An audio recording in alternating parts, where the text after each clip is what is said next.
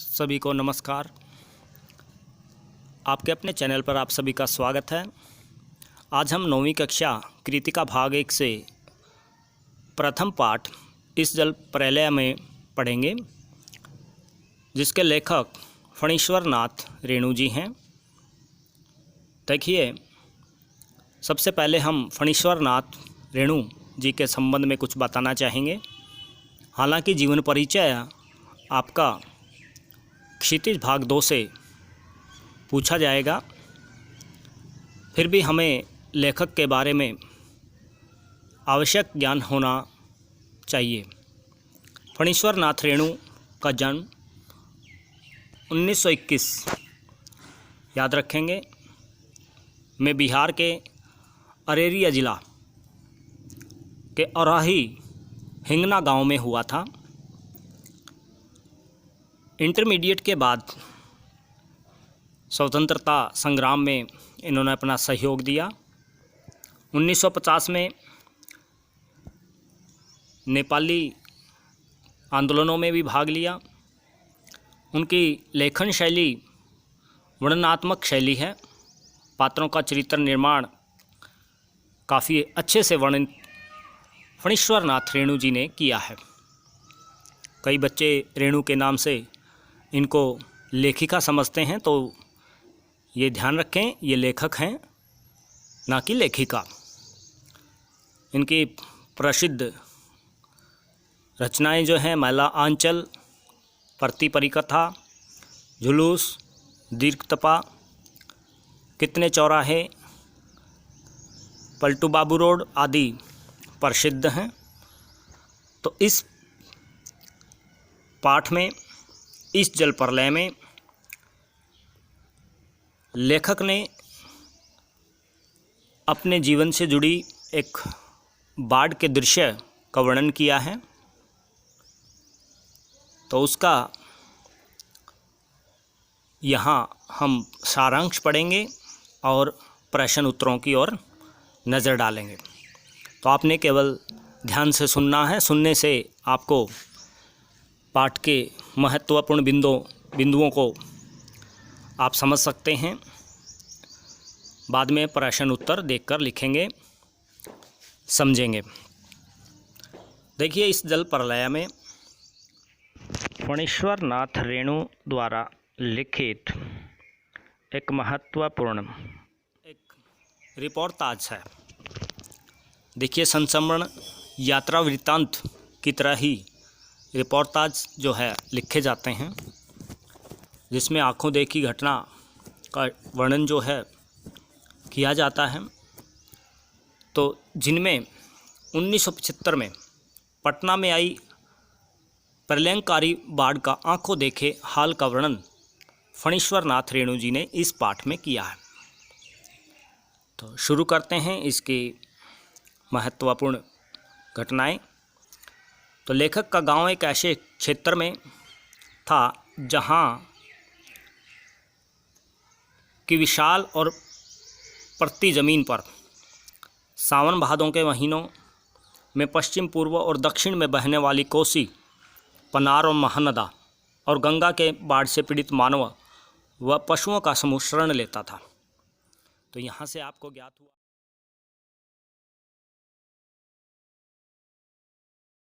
शहर में या आसपास के क्षेत्र में आई बाढ़ का वर्णन करता है। प्यारे बच्चों, बिहार में काफ़ी समय से बाढ़ आती रही है। आप भी जानते हैं, बिहार का शोक कोसी नदी को कहा जाता है। याद रखें, कोसी नदी काफ़ी भयंकर बाढ़ उस क्षेत्र में आती है। वर्षा के दिनों में आजकल भी आप देख सकते हो कि ऐसा होता है। तो 1967 में भयंकर बाढ़ आई थी। तब पूरे शहर और मुख्यमंत्री आवास तक के डूबने की खबरें सुनाई देती रही। लेखक बाढ़ के प्रभाव व प्रकोप को देखने के लिए अपने एक कवि मित्र के साथ निकले।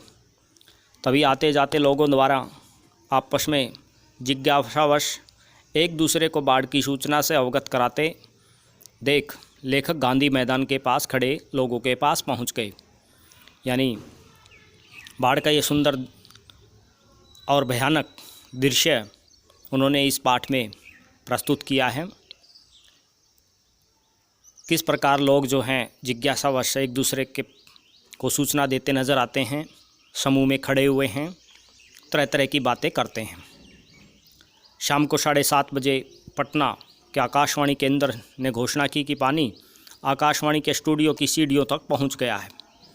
देखिए बाढ़ का परिदृश्य यहाँ सामने आता है। बाढ़ का पानी देखकर आ रहे लोग पान की दुकानों पर खड़े हंसकर समाचार सुन रहे हैं, हंस बोलकर समाचार सुन रहे हैं, परंतु लेखक और उनके मित्र के चेहरों पर उदासी है। कुछ लोग ताश खेलने की तैयारी कर रहे हैं। राजेंद्र नगर चौराहे पर मैगजीन कॉर्नर पूर्ववत पत्र पत्रिकाएँ बिक रही थी। तो ये दृश्य जो है बाढ़ के क्षेत्रों के आसपास का है, जहाँ चहल पहल के साथ साथ लोग चिंतित और उदास भी हैं, और कुछ लोग इस भयानक स्थिति में भी मनोरंजन के साधन या अपना समय व्यतीत करने के लिए लालायित हैं। जनसंपर्क विभाग की गाड़ी से लाउडस्पीकर पर की गई बाढ़ से संबंधित घोषणाएं सुनाई दी रही। उसमें सबको सावधान रहने के लिए कहा गया। आपने देखा होगा कोई भी महामारी जैसे कोरोना आदि की महामारी के लिए भी काफ़ी प्रचार प्रसार किया गया।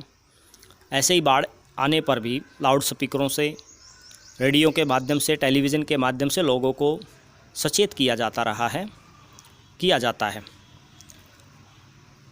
लेखक पुरानी यादों को तरोताज़ा करता है कि किस प्रकार 1947 में मनिहारी शिले में बाढ़ आई थी। लेखक को अपने पुराने समय से जो है बाढ़ का अनुभव है, इसमें वो बताते हैं कि गुरुजी के साथ किस प्रकार वो नाव पर दवा, केरोसिन तेल, पकाही दवा की दवाई, दियाशलाई आदि लेकर सहायता करने के लिए वहाँ गए थे। तो ये पाठ जो है विशेष रूप से बाढ़ के प्रलयकारी दृश्य और उस समय जिन महत्वपूर्ण चीज़ों की आवश्यकता होती है, क्या घटनाएं, क्या समाचार चलते हैं, उनसे संबंधित यहाँ नज़र डाली गई है। लेखक अपने मित्र के साथ किस प्रकार बाढ़ के दृश्य को देखने इधर से उधर पहुंचता है।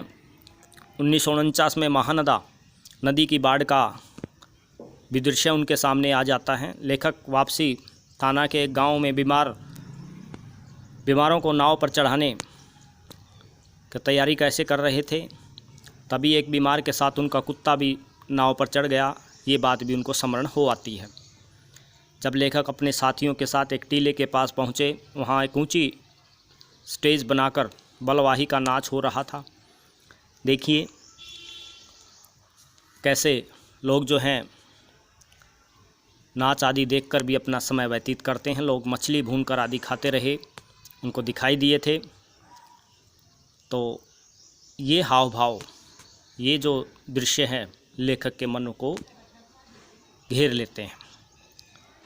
फिर 1967 में पानी राजेंद्र नगर में किस प्रकार घुसा, तो कुछ सजे धजे युवक युवतियों की टोली नाव पर स्टोव, केतली, बिस्कुट आदि लेकर जल विहार करने लगे।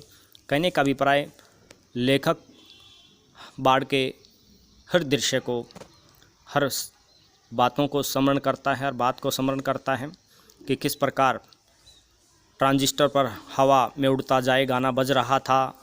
उनकी नाव गोलंबर पहुंची और ब्लॉकों की छतों पर खड़े लड़कों ने उनकी खिल्ली उड़ानी शुरू कर दी, तो वे दुम दबाकर हवा हो गए, यानी भाग गए। रात के 2:30 बजे का समय, पर पानी अभी तक वहाँ नहीं आया था। लेखक को लगा कि शायद इंजीनियरों ने तटबंध ठीक कर दिए हों, यानी नदियों के जो तट हैं उनको मिट्टी आदि से बंद कर दिया है ताकि पानी बाहर ना आ सके, बाढ़ को रोका जा सके। लेकिन जैसे ही सुबह 5:30 बजे लेखक को लोगों ने जगाया, तो लेखक ने देखा कि सभी जगे हुए थे और पानी मोहल्ले के में दस्तक दे चुका था। चारों ओर शोर, कोलाहल, कलरव, चीख पुकार और पानी की लहरों का नृत्य, ये दृश्य दिखाई दे रहा था। चारों ओर पानी ही पानी था, बहुत तेज़ पानी चढ़ रहा था। लेखक ने बाढ़ का दृश्य अपने बचपन में कई बार देखा, परंतु अचानक पानी का चढ़ आना उन्होंने पहली बार देखा था। तो इस पाठ में लेखक ने बाढ़ का दृश्य वर्णित किया है। तो आप बाढ़ में तो नहीं रहते, बाढ़ क्षेत्रों में नहीं रहते, लेकिन आपने पाठ को पढ़कर बाढ़ के प्रति जिज्ञासा उत्पन्न अवश्य हुई होगी। अब चलते हैं इसके अभ्यास के महत्वपूर्ण प्रश्नों उत्तरों की ओर, जिनको आपने लिखना है और याद करना है। सबसे पहला प्रश्न देखिए, बाढ़ की खबर सुनकर लोग किस तरह की तैयारी करने लगे। बिल्कुल आसान प्रश्न है। अब आपसे ही पूछ लिया जाए कि बाढ़ आने वाली है तो आप किस तरह की तैयारी करेंगे, तो वही बातें आप इसमें पढ़ेंगे। देखिए, बाढ़ की खबर शहर में आतंक मचाया हुआ था। खबर ने शहर में आतंक मचाया हुआ था। लोग अपने सामान को जो है निचली मंजिल से ऊपरी मंजिलों पर में ले जा रहे थे। सारे दुकानदार अपना सामान रिक्शा, टमटम, ट्रम, टेम्पो आदि में लादकर सुरक्षित स्थानों पर ले जा रहे थे। खरीद बिक्री बंद हो चुकी थी, यानी दुकानदारी बंद हो गई थी। लोग घरों में खाने का सामान, दिया सलाई, मोमबत्ती, दवाइयाँ, केरोसिन आदि का प्रबंध करने में लगे हुए थे। तो आप इसमें देखेंगे महत्वपूर्ण चीज़ें लोग जो है इकट्ठी करते नज़र आ रहे हैं। तो आप ऐसे ही लिखेंगे, लोग अपनी ज़रूरतों और महत्वपूर्ण चीज़ों को अपनी ऊपरी मंजिलों पर चढ़ा रहे थे, सुरक्षित स्थानों की ओर जा रहे थे ताकि बाढ़ के पानी से बचा जा सके। ये आप लिखेंगे। अगला प्रश्न देखिए, बाढ़ की जानकारी लेने और बाढ़ का रूप देखने के लिए लेखक क्यों उत्सुक था, जिज्ञासा से भरा हुआ क्यों था। लेखक ने पहले बाढ़ के बारे में सुना जरूर था, लेकिन इतने करीब से कभी देखा नहीं था। उसने अपनी कई रचनाओं में बाढ़ की विनाश लीला का उल्लेख किया था। वह स्वयं अपनी आंखों से बाढ़ के पानी को शहर में घुसते और उसकी विनाश लीला के बारे में जानने को उत्सुक था। ये आप लिखेंगे। पूर्व बचपन में उन्होंने जो बाढ़ का दृश्य हल्का फुल्का देखा था, उसके बाद यही आंखों से देखा बाढ़ का पानी देखने के लिए वह उत्सुक था। सबकी जुबान पर एक ही जिज्ञासा, पानी कहाँ तक आ गया है। इस कथन से जनसमूह की कौन सी भावनाएं व्यक्त होती हैं, ये प्रश्न है। भावनाएं हैं यहाँ पे, ध्यान रखें। पानी कहाँ तक आ गया है, देखिए ये जिज्ञासा बनी ही रहती है। इस कथन में जनसमूह में जिज्ञासा के भाव उठते हुए जान पड़ते हैं।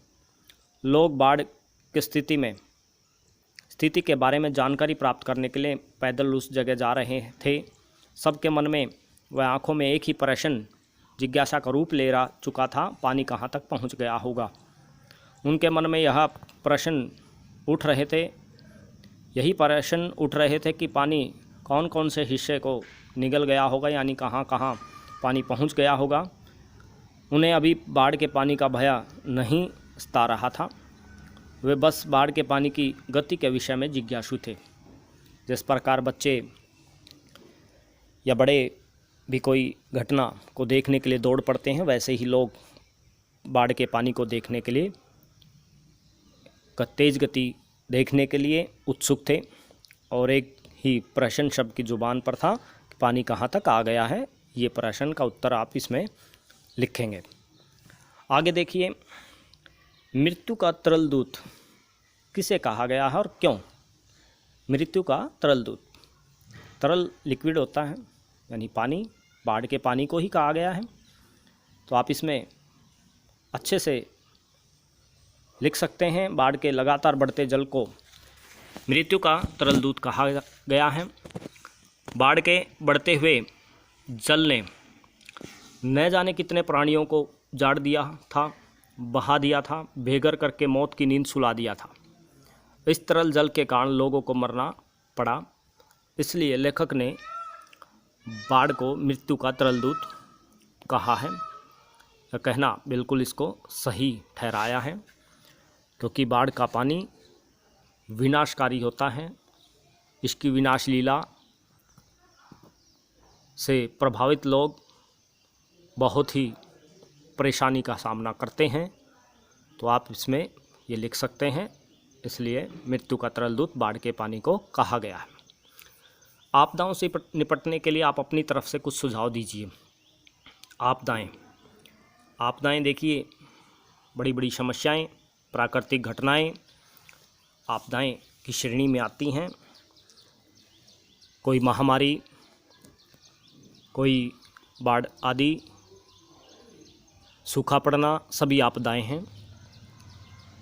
तो इसमें आप अपनी तरफ से भी सुझाव लिख सकते हैं कि जिस प्रकार यहाँ लिखा हुआ है, आपदाओं से निपटने के लिए सबसे बेहतर तरीका है सतर्क रहना, जानकारी रखना। हमें मौसम की जानकारी होनी चाहिए, अपने आप को सुरक्षित तंत्र से जुड़ा रखना चाहिए। आपदा से निपटने के लिए तात्कालिक व दीर्घकालिक उपाय करने चाहिए। खाद्य सामग्री, राहत सामग्री का पर्याप्त मात्रा में भंडारण करना आवश्यक है। तो ये आप बात इसमें लिखेंगे। बचाव कार्यों के लिए स्वयंसेवी संस्थाओं व सरकार को पहले से ही तैयारी आरंभ कर देनी चाहिए। पर्याप्त दवाइयाँ और चिकित्सा के लिए डॉक्टरों को भी नियुक्त करना चाहिए। ऐसे आप अपने पास से सुझाव इसमें दे सकते हैं। अगला प्रश्न देखिए, यह जब दानापुर डूब रहा था तो पटनिया बाबू लोग उलटकर देखने भी नहीं गए। अब बूझो, इस कथन द्वारा लोगों की किस मानसिकता पर चोट की गई है। तो ये आपस में लोगों द्वारा की गई बातचीत है जो लेखक ने पाठ में दर्शाई है। तो इसमें लिखेंगे आप, लोग संकट की घड़ी में एक दूसरे की सहायता करने के बजाय अपने निजी स्वार्थों की सिद्धि को अधिक महत्व देते हैं।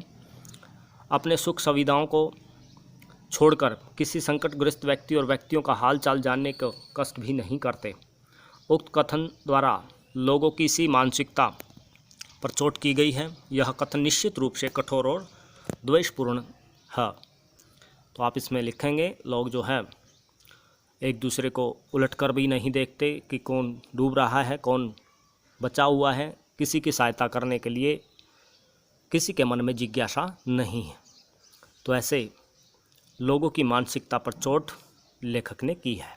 तो आप ये लिखेंगे। अगला प्रश्न देखिए, खरीद बिक्री बंद हो गई चुकने के बाद भी पान की बिक्री अचानक क्यों बढ़ गई होगी या बढ़ गई थी। देखिए, चाय की दुकान, पान की दुकान, मिठाई की दुकान, ये कुछ ऐसी दुकानें होती हैं जहाँ पर लोग एकत्रित हो जाते, इकट्ठे होते हैं, वार्तालाप करते हैं, बहस करते हैं। तो बाढ़ की जब खबर फैली हुई थी, बाढ़ आई हुई थी, तो लोग अपनी दुकानें बंद किए जा रहे थे। लेकिन खरीद बिक्री बंद हो चुकने के बाद भी पान की बिक्री अचानक बढ़ गई थी, क्योंकि लोग बाढ़ को देखने के लिए बहुत बड़ी संख्या में इकट्ठे हो गए थे। वे बाढ़ से भयभीत नहीं थे, बल्कि हंसी खुशी और कौतूहल से, यानी जिज्ञासापूर्ण भरे हुए थे, जिज्ञासा से भरे थे कि ऐसे समय में पान उनके लिए समय गुजारने का अच्छा साधन है और वहाँ वार्तालाप करने का अच्छा अवसर भी मिल जाता है। इसलिए पान की बिक्री पर लोग इकट्ठा होने लगे और पान की बिक्री अचानक से बढ़ गई। ये आप लिखेंगे। अगला प्रश्न, जब लेखक को यह एहसास हुआ कि उनके इलाके में भी पानी घुसने की संभावना है तो क्या क्या प्रबंध उन्होंने किए।